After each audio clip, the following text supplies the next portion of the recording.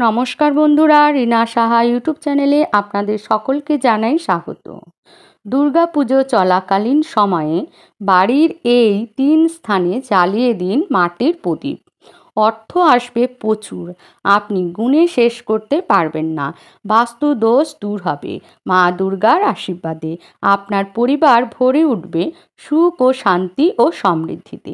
সামনেই আসতে চলেছে বাঙালিদের বড় উৎসব দুর্গাপুজো। দুর্গাপুজোর জন্য সারা বিশ্বের বাঙালিরা সারা বছর অপেক্ষা করে থাকে। শুধু বাঙালিরা নয়, সমস্ত মানুষের কাছে দুর্গাপুজো একটি প্রাণের উৎসব। দুর্গাপুজো একটি মিলনের উৎসব। দুর্গাপুজোর কয়েকটি দিন মানুষ নিজের দুঃখ দুর্দশার কথা ভুলে গিয়ে মায়ের আসার আনন্দে মেতে ওঠে। আর মাও কিন্তু আসে তার ভক্তদের আশীর্বাদ করবার জন্য। নবরাত্রি এই সময়টুকু অত্যন্ত ভালো সময় এবং এই সময় মায়ের অপার কৃপাদৃষ্টি লাভ করা যায়। তার জন্য মায়ের পুজো অবশ্যই করবেন। আমরা যারা বাঙালিরা তারা সপ্তমী, অষ্টমী, নবমী, দশমী দেবী দুর্গার পুজো করে থাকি। আর অবাঙালি জায়গায় 9 দিন ব্যাপী নবরাত্রির পুজো হয়ে থাকে। নবরাত্রি কিন্তু শুরু হয়ে গিয়েছে বন্ধুরা, এবং এই সময়টি মায়ের আশীর্বাদ প্রাপ্ত করার জন্য সব থেকে উপযুক্ত সময়।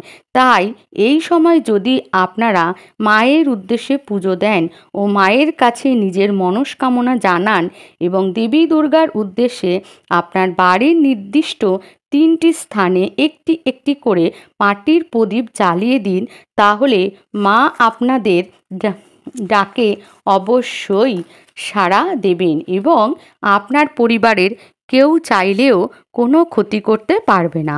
আমরা প্রত্যেকেই জানি যে ব্যক্তির ওপর বা যে পরিবারের ওপর দেবী দুর্গা সহায় থাকেন সেই পরিবারের কেউ কোনো ক্ষতি করতে পারে না। তাই আমার সকল দর্শক বন্ধুদের অনুরোধ করব যে আজকের ভিডিওটি সম্পূর্ণ দেখার অনুরোধ রইল এবং দেখার পর যদি ভালো লাগে তাহলে একটি লাইক করবেন এবং কমেন্টস করবেন। কমেন্টস লিখবেন জয় মা দুর্গার জয়। চলুন বন্ধুরা, আসা যাক মূল পর্বে। আপনারা অনেকেই জানেন না এই বছর মা দুর্গার আগমন হচ্ছে দোলায়। দোলায় আসাকে অত বেশি শুভ মানা হয় না। এর ফলে মরক দেখা যায়, অর্থাৎ এমন কিছু রোগ যার ফলে বিশ্ববাসী যন্ত্রণায় ভোগে। এবং মা দুর্গার গমন হচ্ছে ঘটকে অর্থাৎ ঘোড়ায়, এবং এর ফলাফল হচ্ছে ছত্রভঙ্গ। এর ফলে কি হয়? রাজায় রাজায় যুদ্ধ হয়, রাষ্ট্রে রাষ্ট্রে মতবিরোধ হয়, রাজনৈতিক সামাজিক স্তরে নানা রকম অস্থিরতা দেখা যায়। তাই বন্ধুরা, ব্যক্তি বিশেষে প্রত্যেকেরই সাবধানতাপূর্বক থাকা উচিত। সবাই আমরা চাই মা দুর্গা পরিবারের মঙ্গল করুক, মা দুর্গা সর্বদা আমাদের পরিবারের ওপর সহায় থাকুক। যদি বন্ধুরা আপনারা সদর দরজার সামনে একটি বিশেষ চিহ্ন এঁকে দিতে পারেন এবং 3টি বিশেষ জায়গায় একটি মাটির প্রদীপ মা দুর্গার উদ্দেশ্যে প্রজ্বলিত করে দিতে পারেন, তাহলে বন্ধুরা আগমন বা গমনের কোনো দুষ্প্রভাব পড়বে না। মা দুর্গা সর্বদাই আপনার পরিবারের ওপর সহায় থাকবেন। তাই জন্য কি করতে হবে বন্ধুরা? খুব সকাল সকাল ঘুম থেকে উঠবেন, কারণ ব্রহ্ম মুহূর্ত সূর্যোদয়ের বিশেষ একটি মুহূর্ত আছে। সেই মুহূর্ত হচ্ছে এমন সময় যে সময় মানুষ ঈশ্বরের সাথে সব থেকে বেশি সংযোগ স্থাপন করতে পারে। তাই বন্ধুরা, নবরাত্রির এই কটা দিন যদি আপনারা একটু সকাল সকাল ব্রহ্ম মুহূর্তে ঘুম থেকে উঠতে পারেন, তাহলে আপনি মা দুর্গাকে সব থেকে বেশি সংযোগ স্থাপন করতে পারবেন। তাছাড়া বন্ধুরা, এই বছর পঞ্জিকা অনুসারে সময়সূচি যা আছে তা কিন্তু সব সকালবেলায় আছে। তাই জন্য বন্ধুরা, সকাল সকাল শয্যা ত্যাগ করুন এবং বিছানায় বসেই দেবী দুর্গাকে স্মরণ করে মনের প্রার্থনা জানিয়ে প্রণাম করে আপনি আপনার দিনটি শুরু করবেন এবং মনে মনে এই মন্ত্রটি বলবেন, সর্বমঙ্গল মঙ্গলে শিবে সর্বার্থ সাধিকে শরণ্যে ত্র্যম্বকে গৌরী নারায়ণী নমস্তুতে। এই মন্ত্রটি একবার উচ্চারণ করবেন, তারপর আপনারা দিন শুরু করবেন। এই দুর্গা পুজো চলাকালীন সময় আপনারা প্রতিদিন বাড়ি ঘর দুয়ার পরিষ্কার পরিচ্ছন্ন করে নেবেন এবং ঘর মোছার জলে একটু লবণ দিয়ে ঘর মুছবেন। নবরাত্রি চলাকালীন সময় এবং সপ্তমী, অষ্টমী, নবমী ও দশমী অন্তত এই 4টে দিন সকাল সকাল স্নান সেরে নেবেন এবং স্নানের জলে সামান্য নুন মিশিয়ে স্নান করে নেবেন এবং পারলে একটু কর্পূর মিশিয়ে স্নান করবেন। এর ফলে আপনার শরীরে অনেক বেশি পজিটিভ এনার্জি পাবেন। নবরাত্রি চলাকালীন সময় প্রতিদিন দেবী দুর্গার চরণে রক্ত জবা নিবেদন করবেন, আর যদি পারেন সঙ্গে দেবেন নীল অপরাজিতা ফুল। আরও একটি ফুল দেবী দুর্গার অত্যন্ত প্রিয় এবং দেবী দুর্গার পুজো এই ফুল ছাড়া হয় না। এই ফুলটি হলো পদ্ম ফুল। যদি সম্ভব হয় তাহলে অবশ্যই এই কটি দিনের মধ্যে যে কোনো একদিন মায়ের চরণে অবশ্যই পদ্ম ফুল নিবেদন করুন।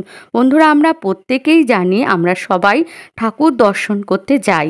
এটি বাঙালির জীবনের অঙ্গ বলা যেতে পারে। এটি ছাড়া দুর্গাপুজো অসম্পূর্ণ। বাঙালি প্যান্ডেলে যাবে না, সেটা কি করে সম্ভব? বাঙালি মানুষ সন্ধেবেলা পুজোয় বেরোবে না, এটা কি করে সম্ভব?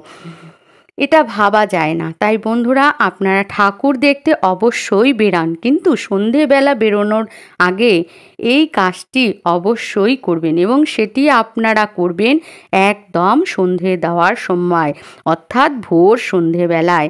এই কাজটি করে তারপর আপনারা যান দুর্গা প্রতিমা দর্শন করতে এবং মাকে দর্শন করতে। যদি কোনো কারণবশত যদি আপনি না থাকেন এবং কাজটি করতে না পারেন, তাতেও কোনো অসুবিধে নেই। যে কদিন সম্ভব সেই কদিন অবশ্যই দেবেন। এর জন্য আমাদের লাগবে মাটির প্রদীপ 3টি, সাদা তুলোর সলতে এবং সর্ষের তেল অথবা ঘি। এই কটি জিনিস দিয়ে প্রদীপটি তৈরি করে নেবেন। খালি মেঝেতে প্রদীপ কখনো রাখবেন না। প্রদীপের নিচে একটু আতপ চাল দেবেন। আতপ চাল না থাকলে ফুলের পাপড়ি দেবেন। তারপর প্রদীপটি বসাবেন। প্রদীপ 3টি প্রথমে ঠাকুর ঘরে জ্বালাবেন। সমস্ত ঠাকুরের আরতি করে নেবেন প্রদীপগুলো দিয়ে। তারপর আপনার বাড়ির সদর দরজায় রেখে দেবেন একটি প্রদীপ। এবং বন্ধু, সদর দরজায় ধূপকাঠি অবশ্যই দেখাবেন। নবরাত্রির এই সময়কালে অবশ্যই সন্ধেবেলায় আপনারা সন্ধে দেবেন। যতই বাইরে যান এই কাজটি করে তারপর যাবেন এবং ঠাকুর ঘরে যেন প্রদীপ জ্বলে সেই দিকে খেয়াল রাখবেন এবং ধূপ দেবেন। এবং বন্ধুরা, সন্ধেবেলায় ঠাকুর ঘর অন্ধকার রাখবেন না এবং বাড়ির মুখ্য দরজা বা সদর দরজা অন্ধকার রাখবেন না ও তুলসী তলা, এই 3টি জায়গায় যেন সন্ধেবেলায় প্রদীপ ধূপ অবশ্যই জ্বালাবেন এবং সন্ধেবেলায় তুলসী তলাও অন্ধকার রাখবেন না। এই 3টি জায়গায় যদি আলো না রাখেন তাহলে মা দুর্গার কৃপা কীভাবে পাবেন? তাই বন্ধুরা, এই 3টি স্থানে অবশ্যই প্রদীপ জ্বালাবেন এবং ধূপকাঠি দেখাবেন, ফুল দেবেন। নবরাত্রি থেকে একাদশী পর্যন্ত বন্ধুরা এই প্রদীপটি সদর দরজার ঈশান কোণে রাখবেন। বাড়ির মন্দিরে ঈশান কোণে রাখবেন। ঈশান কোণে না হলে পূর্ব দিকে মুখ করে প্রদীপ রাখবেন। বাড়ির তুলসী মন্দিরে পূর্ব দিকে মুখ করে প্রতিদিন মাটির প্রদীপ পাল্টে দেবেন। মাটির প্রদীপ একবার জ্বালালে সেই প্রদীপটি দ্বিতীয়বার আর ব্যবহার করবেন না। যদি পারেন গোলা সিঁদুর দিয়ে একটি স্বস্তিক চিহ্ন আঁকবেন আপনার বাড়ির সদর দরজায়। তাহলে আপনার বাড়িতে কখনো কোনো খারাপ জিনিস আপনার গৃহে বা আপনার বাস্তুতে প্রবেশ করতে পারবে না।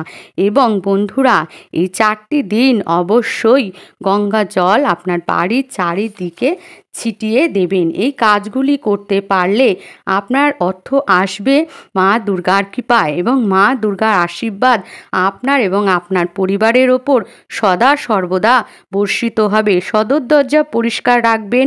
মা আসবেন আপনার বাড়ি, আমার বাড়ি, কারণ উমা আমাদের ঘরের মেয়ে। তাই মায়ের জন্য এইটুকু তো আমরা সকলেই করতে পারি। আমাদের মঙ্গলের জন্য, আমাদের ভালোর জন্য মায়ের আশীর্বাদ সংসারে আসবে সুখ, শান্তি, সমৃদ্ধি ও অখণ্ড সৌভাগ্য লাভ করবেন আপনি এবং আপনার পরিবার। আজকের ভিডিওটি এখানেই শেষ করছি। আপনারা পাশে থাকার জন্য অনেক অনেক ধন্যবাদ। নমস্কার বন্ধুরা, আর একটি নতুন ভিডিওর সঙ্গে আপনাদের সঙ্গে আবার দেখা হবে। আজকে তাহলে এই পর্যন্ত। জয় মা দুর্গা, জয় মা দুর্গা, জয় মা দুর্গা।